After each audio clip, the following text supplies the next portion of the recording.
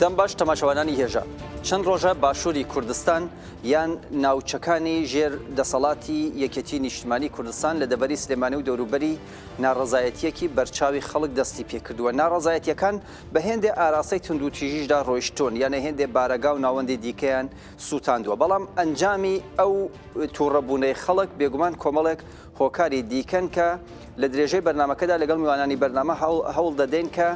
هۆکارەکانی تاوتێ بکەین. دۆسیەکمان بۆ ئامادە کردوون، دواتریش دەچمە لای چاوان فارۆخ ڕۆژنامەوان دوایین زانیاریەکانی لێوەردەگرم سەبارەت بە باشووری کوردستان. لە بەرنامەی ئەم شەوی ڕابەدا بە زۆری لەسەر باشووری کوردستان ڕاوەستە دەکەین. باشووری کوردستان ئێستا لە حاڵەتێکی زۆر نائاسایی و لە حاڵەتێکی خراپدایە، ئەگەرچی حکوومەتی ناوەندی لاوازە، بەڵام لاوازی باشووری کوردستان دەتوانێت بێتە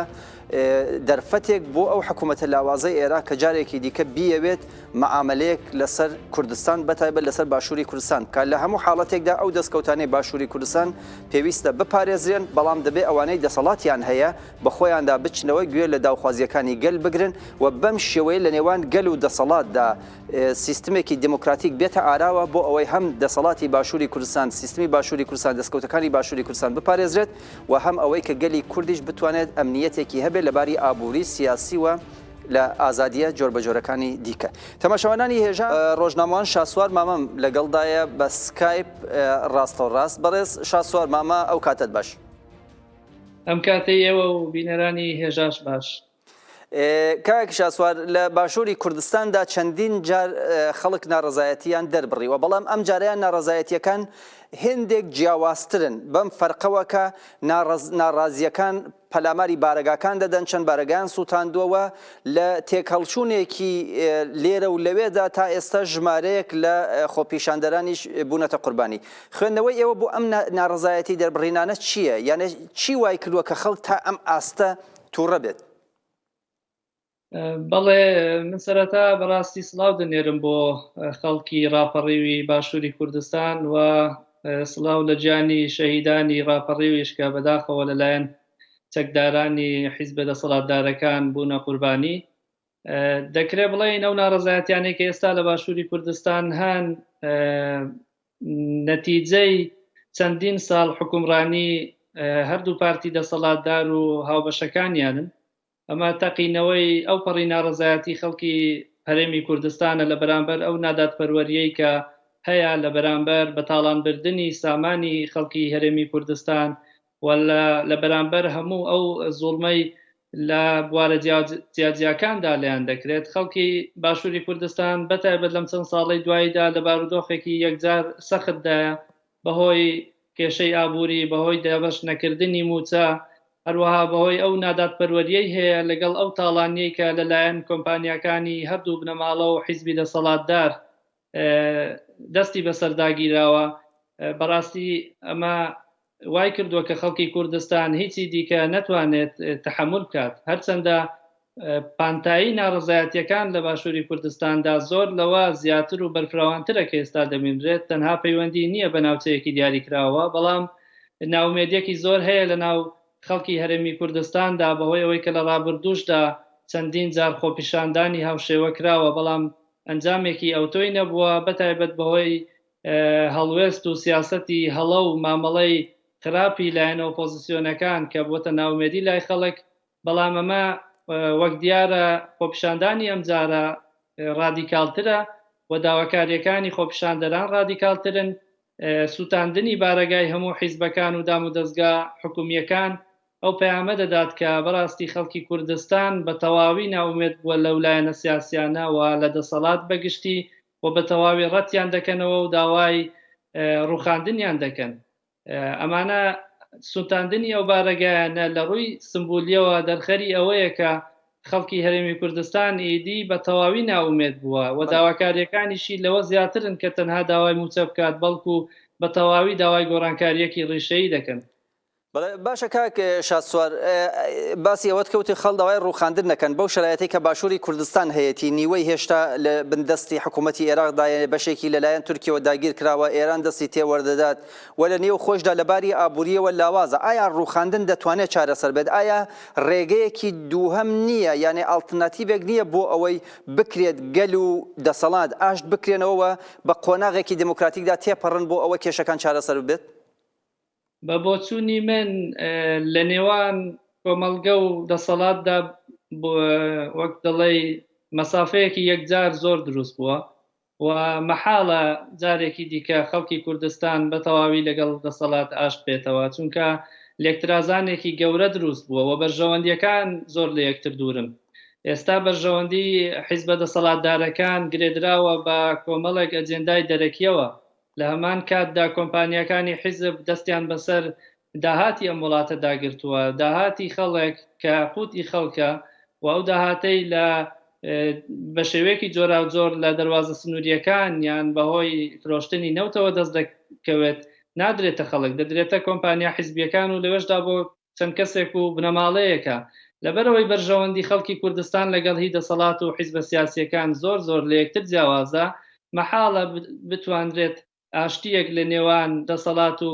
کۆمەڵگەیان خەڵکی هەرێمی کوردستان دروست بێت. بەڵام ئەگەر هاتبووایە دەسەڵات هەنگاوێکی ئەرێنی نابووایە بەکردار لایەنی کەم لە ڕووی بژێویەوە بەشێکی زۆر لەو کێشانەی کە دروست بوون لە ئەنجامی و ناداتپەروەریە و لە ئەنجامی بەتاڵانبردنی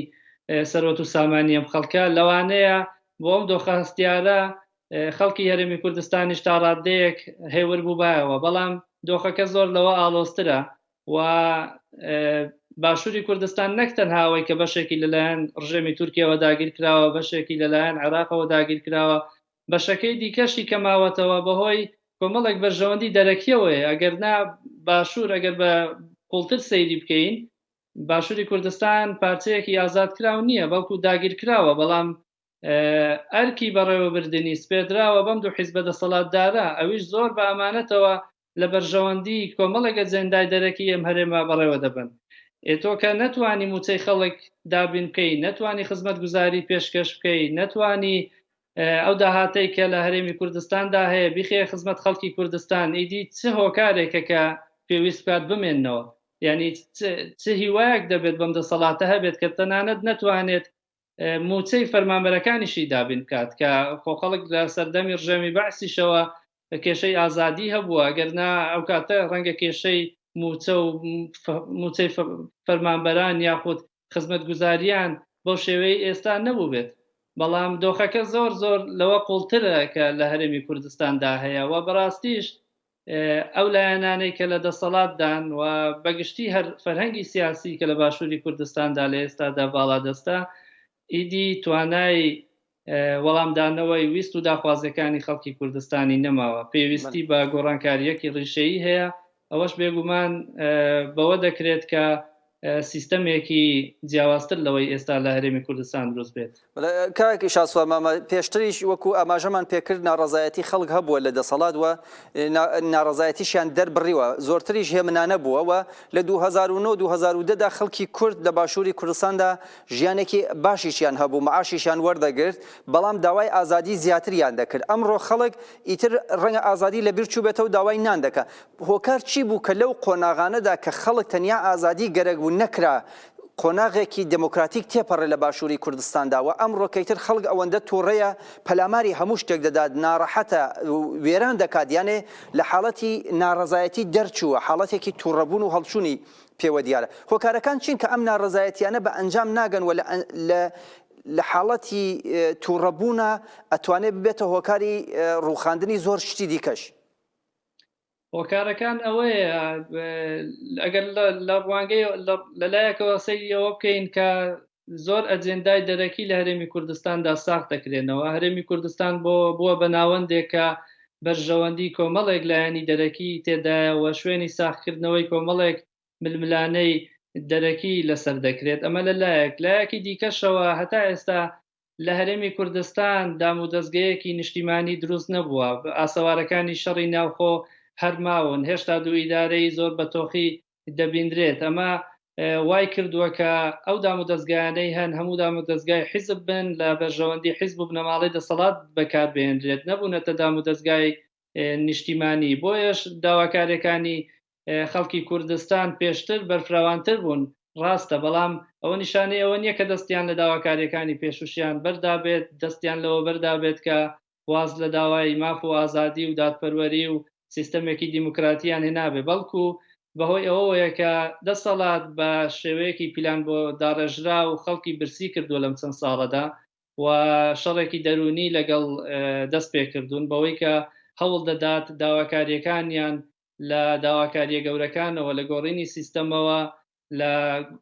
داواکاری بۆ ئازادی و دادپەروەری ببێتە ئەوەی کە داوای موچەکانیان بکەن کە مافێکی زۆر ئاسایی و ڕەوایی هەر کەسێکەکە بێت واکە ئەم خۆپیشاندانانەش هیچ ئەنجامێکی نەبووە بەڕاستی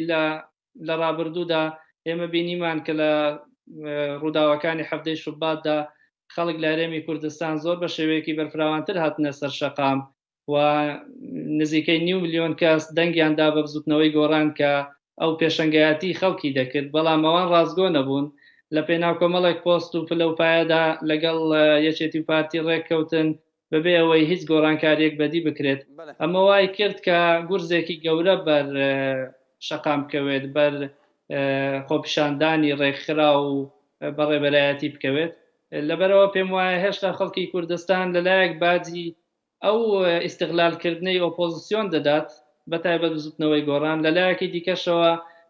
باجی ئەو ملهوڕیەی هەردوو حیزبی دەسەڵاتدار دەدات کە نایەنە ژێرباری ویست و داواکاریەکانی خەڵکەوە ئەمە لەلایەکی دیکەشەوە یەکێک لەو کێشانش کە پەیوەندی بە عێراقەوە هەیە بەڕاستی لە عێراقدا دەستورێک هەیە بەر لە هەر کەس لایەنەکانی هەرێمی کوردستان بانگەشیان بۆ دەنگدان بۆ دەستورە دەکرد وەلەو دەستورەدا هەرێمی کوردستان و خەڵکی کوردستان کۆمەڵێک مافیان چەسپاوە بەڵام بەداخەوە ئەو مافانە نایەنە گیرفانی خەڵکی کوردستان دەچنە گیرفانی ئەم حیزبانە تەنانەت ئێمە کۆمەڵێک دەستکەوتمان هەیە لە باشووری کوردستاندا لە دوای ڕوخانی ڕژێمی سەدامەوە بەڵام ئەو دەستکەوتانە لەلایەکەوە بەو ڕژێمە داگیرکەرانەی کوردستان دەفرۆشرێن بۆ نمونە تۆ هەرێمێکت پێسپێر دراوە کە خۆت بەڕێوەبەربی کە پێشمەرگەت هەبێت کەچی تۆ لایەکی تەسلیمی ڕژێمی تورکیا دەکەی و پێی دەفرۆشی لەلایەکەوە تۆ بۆت هەیە سەدا 13 لایەنی کەمبوجەی عێراق وەرگری لە بەرامبەردا ئەو داهاتەی هەیە بۆ تەسلیمی عێراقی بکەیەوە لە دەستوردا جێگیر کراوە بەڵام تا ئێستا عێراق موچەی دابین کردووە کەچی تۆ ئەو سەرۆت و سامانەت لەگەڵ خستۆتە خزمەتی ڕژێمی تورکەوە بەشێکیشی دەچێتە گیرفانی حیزبی دەسەڵاتدارەوە تەماشاوانانی هێژا دەچمەوە لای کاک شاسوار ماماکە شاسوار باسەکەمان ئەوە بوو کە لە باشووری کوردستاندا بەرحاڵ ناڕەزایەتیەکان هەر درێژەیان هەیە ئەنجامیشیان نەگرتووە بەڵام شتێکی باڵکێش هەیە لە هەموو ناڕەزایەتیەکاندا زیاتر لە بنکەکانی پارتی دموکراتەوە تەقل لە خەڵک دەکرێت ئێمە وەکو لایەنگری هیچ لایەک نیین ئێمە مێدیاین چاوەدێری ڕەوشەکە دەکەین بێگومان ئەوەی بۆ ئێمە گرینگە گەلە کۆمەلگایە و ئەو داواکاریە دموکراتیکانەیە کە خەڵک هەیەی بەڵام هۆکار چییە کە زیاتر لە بارگەکانی پەدەکەوە تەقل لە خەڵ دەکرێەوە ژمارە ئەو کەسانەی کە کوژاون بە زۆری لە لایەن هێزە چەکدارەکانی پەدەکەوە بووە بێگومانەوە پەیوەندی بەوە هەیە کە پارتی دیموکراتی کوردستان لایەنی سەرەکی پێکهێنەری حکوومەتی هەرێمی کوردستانە و زۆربەی پێگە هەستیار و کاریگەرەکانی هەرێمی کوردستان بەدەست پارتیەوەیە بۆیش لە ڕابردوودا زۆربەی خۆپیشاندانەکان چوونەتە بەردەم لقەکانی پارتی لە سنووری پارێزگای سلێمانی بەڵام لە خۆپیشاندانەکانی ئەم چەند ڕۆژەدا بێگومان خۆپیشاندەران چوونەتە سەر بەردەم کۆمیتە و مەڵبەندەکانی یەکێتی و بارگای حیزبەکانی دیکەش و لەلایەن چەکدارانی یەکێتیشەوە چەندین کەس شەهید کراون ڕەنگە گەر خۆپیشاندان لە دۆک و لە هەولێریش بکرێت خەڵک بچێتە سەر بارگاکانی یەکێتی و یان حیزبەکانی دیکە گەر چەکداریان هەبێت بێگومان ڕێگەوانی شەر هەمان هەڵوێستیان هەبێت بەتایبەت لەم چەند ڕۆژانەدا ئەوانەی کە تەقە دەکەن لە خەڵک وە ناو هێزە ئەمنیەکاندا زۆرینەیان لەلایەن چەکدارانی یەکێتی نیشتیمانی کوردستانەوە بوون جیاوازیەکی ئەوتۆ نییە بەڕاستی چونکە هەردووکیان هاوبەشن بەڵام بەهۆی ئەوەی کە خەڵک وەک لایەنی سەرەکی پارتی بە بەرپرسیار لەم دۆخە دەزانێت زۆربەی خۆپیشاندەران و خۆپیشاندەران ناڕەزایەتیەکانیان ڕوو لە پارتیە بەڵام حیزبەکانی دیکەش کە ئێستا بەشێکن لە دەسەڵات بێگومان ئەوانیش بەر شەپۆلی ناڕزایەتی خەڵکەوتون و خەڵک چاوپۆشی لە هیچیان ناکات. بەڵام کاک شاسوار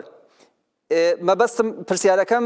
حەزم کرد لە بەشی دووەمدا بچینە ئاماژە بەوە بکەم کە لە بەغدا ماوەیەک بەر لە ئێستا بنکەی پارتی دموکرات کەوتە بەر هێرشی لایەنەکانی حەشد و ئەوانی دیکە بانگاکەیان سووتان بەڵام پەدەکە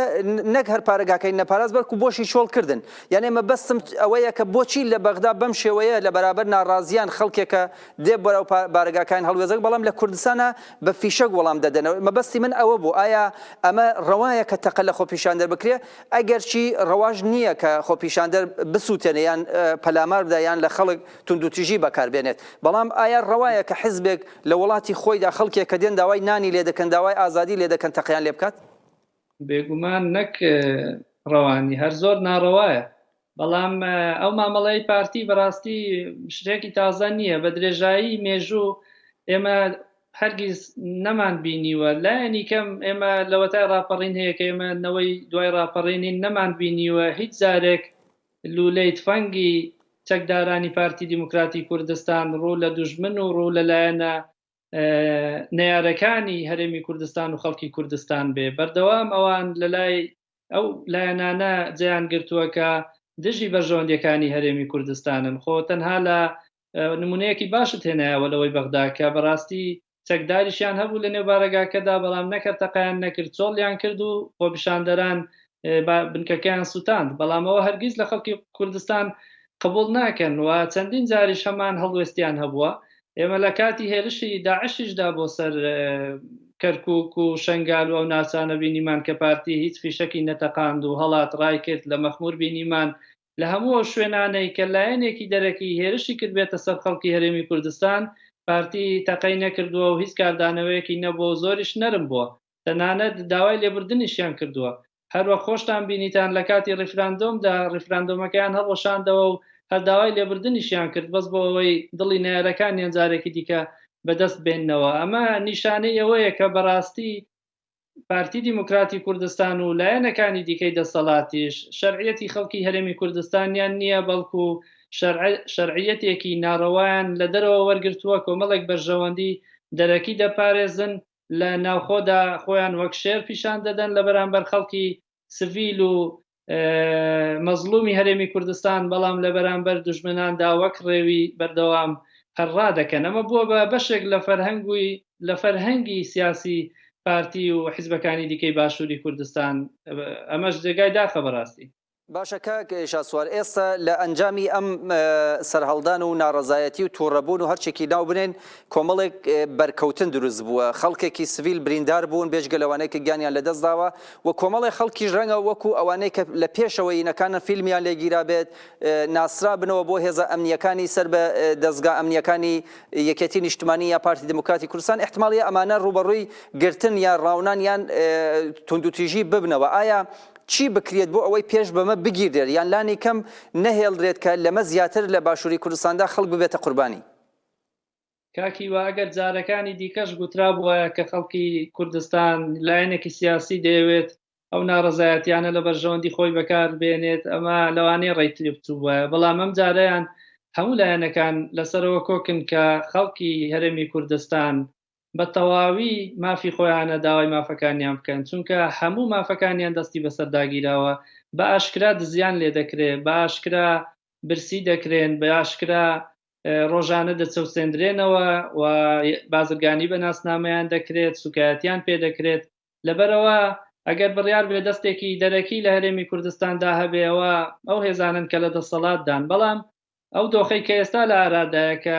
خەڵکی هەرێمی کوردستان بە تەواوی تووڕێیەوە دەست لە هیچ ناپارێزێت ئەوە جێگای ئەوە نییە کە مرۆڤ گلەیی لەو خۆپیشاندەرانە بکات چونکە کە تۆ دام و دەستگایەکت هەبوو ئەو دامە دەستگایە خزمەتی خەڵکی نەکرد کە قوتی خەڵکی دزی بەڵام خستیە گیرفانی حیزبی دەسەڵاتدار بێگومان دەسووتێنرێت و کەسیش ناتوانێت گومان لە ڕەوابوونی ئەم دەست پێشخەریەی خەڵک بکات یاخود کە کادرێکی حیزب هەبێت کە پشت و پەنای دەسەڵات بێت کە بەرەی خەڵک نەگرێت لە پێناو بەرژەوەندی حیزبدا تەقە لە خەڵک بکات بێگومان بە شەق دەدرێت ئەوە چاوەڕوان کراوە و لە هەموو شوێنێکش پێم وایە خەڵک مافی خۆیەتی ئەگەر زوڵمی لێکرا بێت ئەگەر دەست بەسەر وڵاتەکەی داگیرا بێت بەسەر سامانەکەی داگیرا بێت بە زۆرێک لە جۆرەکان وەریگرێتەوە بەڵام بۆ ئەوەی خوێنی زیاتر نەڕژێت بەڕاستی پێویستە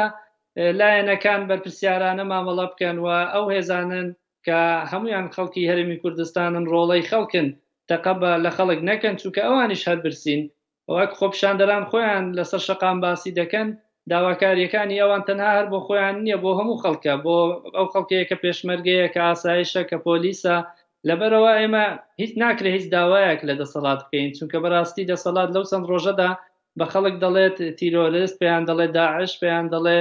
منداڵی بێدایک و باوک پێیان دەڵێ ئاژاوە جێر دەستی دەرەکی ناکرێت داوا لە دەسەڵاتێکی وا بکەی کە خەڵک نەکوژێت یان بۆ نمونە کادرێکی پارتی بەرشەق دراوە فەوڕی سەرۆکی هەرێمی کوردستان ڕەوانەی هەولێری کردووە و نەخۆشخانەی تایبەتیان بۆ دابین کردووە بەڵام لەو لاوە چەکدارەکانی چەندین خەڵکیان کوشتووە هیچ هەڵوێستێکی نییە ئەمە دەرخەری ئەوەیە کە بەڕاستی بەرژەوەندیەکان لە نێوان خەڵک و دەسەڵات زۆر لە یەک جیاوازن بەڵام زۆر گرنگە ڕێکخراوەکانی کۆمەڵگەی مەدەنی و ناوەندە نێونەتەوەییەکان ئەوانەی داکۆکی لە مافی مرۆڤ دەکەن چاودێری دۆخەکە بکەن و هەوڵدەن ڕێگری لەو کوشت و بڕە بکەن کە ئێستا لەلایەن